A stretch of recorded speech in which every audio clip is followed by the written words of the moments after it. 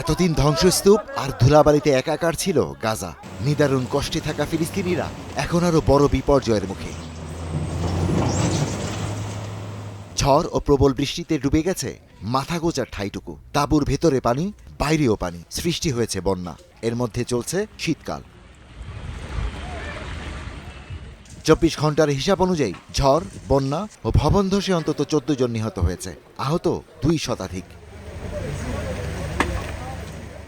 গাজার media office জানিয়েছে ঝড়ে অন্তত 13টি বাড়ি ভেঙে পড়েছে, আর 27,000-এরও বেশি তাঁবু বন্যার পানিতে তলিয়ে গেছে।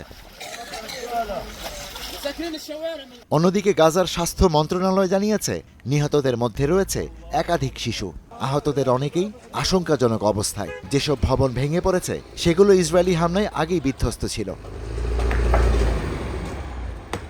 ধ্বংসস্তূপ থেকে জীবিতদের বের করতে রাতভর উদ্ধার অভিযান চালায় স্থানীয় বাসিন্দা ও স্বেচ্ছাসেবকরা। তবে আলো স্বল্পতা, কাদামাটির স্তূপ আর সরঞ্জামের অভাব উদ্ধার কাজকে আরও কঠিন করে তোলে।